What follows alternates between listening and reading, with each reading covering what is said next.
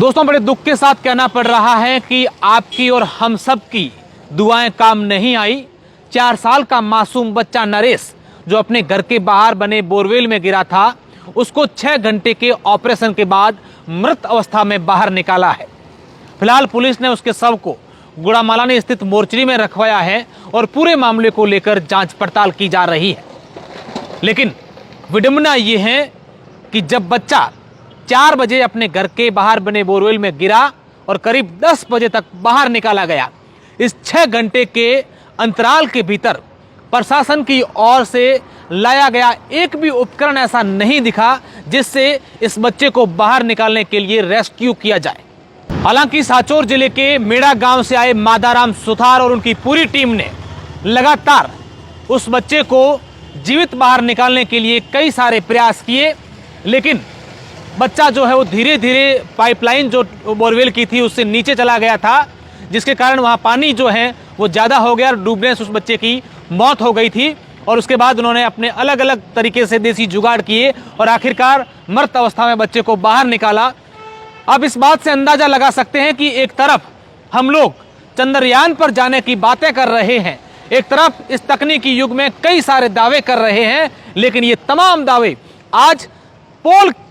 खुलते हुए नजर आए। इन तमाम दावों की पोल खुल गई कि किस तरीके से एक मासूम 4 साल का बच्चा बोरवेल के अंदर गिरा है और उसको बाहर निकालने के लिए रेस्क्यू के नाम पर आपके पास कुछ भी उपकरण नहीं है। हालांकि सिविल डिफेंस के कुछ वहां पर जो हैं वॉलंटियर्स वहां पर जरूर पहुंचे थे, लेकिन वो भी करते तो क्या करते, प्रशासन के अधिकारी और पुलिस के अधिकारियों का ये जवाब जरूर था मीडिया के सामने, जनता के सामने उनका लाचार जवाब था कि हम लोग कोशिश कर रहे हैं, प्रयास जारी हैं, एनडीआरएफ और एसडीआरएफ की टीमें बुलाई गई हैं। और आखिर वो भी करते तो क्या करते, उपकरण के बिना कोई भी इंसान कैसे रेस्क्यू करेगा। विडंबना देखिए कि एसडीआरएफ की टीम जोधपुर से बाड़मेर के लिए गुड़ामालानी के लिए रवाना हुई है, जब तक वो पहुंचती है तब तक उसके क्या हालात होंगे। एनडीआरएफ की टीम गुजरात से यहाँ के लिए आती है, तो क्या इस क्षेत्र में इंसान नहीं रहते हैं? क्या यहाँ किसी प्रकार की आपदा हो जाती है, इस प्रकार के बोरवेल में बच्चे गिर जाते हैं, तो उनको बाहर निकालने के लिए यहाँ के प्रशासन के पास क्या साधन है? ये अपने आप में सवाल खड़े करता है। मैं तो हमारे जितने भी दर्शक हैं उनसे इन तमाम उपकरणों के भरोसे नहीं रह करके यह अपील करूंगा कि अपने बच्चों का ध्यान रखें।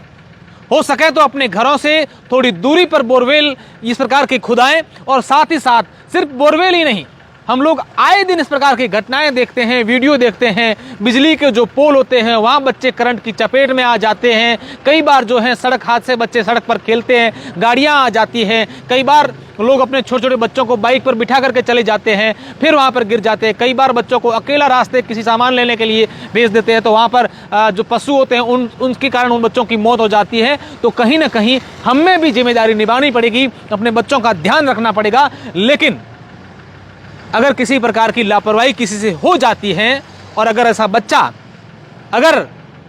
आसपास के लोगों की माने, तो उनका ऐसा कहना है कि ये जो बोरवेल था बाड़मेर के नोखड़ा के पास अर्जुन की ढाणी गांव में पप्पू राम का जो ये घर था, पप्पू राम का जो 4 साल का मासूम बच्चा है, वो अपने घर के बाहर बोरवेल के पास खेल रहा था। और उसी जहां बोरवेल था उसके थोड़ी दूरी पर, कम से कम 20 मीटर की दूरी पर एक दूसरा नया बोरवेल उन्होंने खुदाया था, क्योंकि जिस बोरवेल में बच्चा गिरा था ये बोरवेल 5 साल पुराना था और यहाँ पर थोड़ा सा खारा पानी था, तो उन्होंने दूसरा बोरवेल कराया। और ये पुराने बोरवेल पर जो मशीन लगी थी उस मशीन को वहां से खोल करके दूसरे बोरवेल पर ले जा रहे थे और ये बोरवेल ओपन हो गया। तो ऐसे में 4 साल का बच्चा है, खेलता खेलता वहां पहुंच गया और उसके अंदर गिर गया। लोग ये कहते हैं कि जो बोरवेल का पाइप था उसके नीचे जो कीचड़ होता है या पानी पसरा होता है वो कितना यूं उसकी डेप्थ हो सकती है, इसका अंदाजा नहीं लगा सकते हैं, क्योंकि जहां पाइप होता है वहीं सिर्फ एक एरिया फिक्स होता है, लेकिन नीचे पाइप जहां खत्म हो जाने के बाद पूरा फैला हुआ एरिया होता है। ये तो शुक्र कीजिए कि बच्चा जो है वो जो बोरवेल के आसपास का एरिया खुला था वहां नहीं गया, नीचे पाइप में जैसे ही गया तो वहां कीचड़ था उसके अंदर फंस गया और जो जुगाड़ से वो बाहर निकल पाया। अगर बच्चा इस बोरवेल के साइड से सही कहीं गुजर जाता तो ये रेस्क्यू कुछ घंटे नहीं, कुछ दिन नहीं, हालांकि महीनों तक चल सकता था कि उनको आखिर कहां ढूंढे। और अगर वहां पर पानी बहता तो बच्चा ये कहीं का कहीं भी जा सकता था। ऐसे में कई प्रकार के सवाल ये घटना खड़ी करती है। हम भी जब ऐसी घटनाएं होती हैं तब कई प्रकार की प्रतिक्रियाएं देते हैं, कहते हैं ये ऐसा हमें ध्यान रखेंगे, वो रखेंगे, लेकिन ये जैसे ही घटना थोड़ी सी ठंडी हो जाती है, लोग इस बातों को भूल जाते हैं और फिर कुछ महीने बाद ऐसी घटनाओं की फिर से पुनरावृत्तियां हो जाती है। ऐसे में हम ये दुआ करते हैं और यही कामना करते हैं कि हमारे बाड़मेर में या कहीं पर भी, बाड़मेर की बात नहीं, जहां कहीं भी इस प्रकार के संसाधनों की कमी है वहां संसाधन मुहैया करवाए जाएं, ताकि आने वाले किसी प्रकार की घटना में एनडीआरएफ को 500 किलोमीटर दूर से नहीं बुलाना पड़े, यहां पर उपकरण हो, प्रशिक्षित लोग हो, ताकि इस प्रकार के रेस्क्यू किए जाए।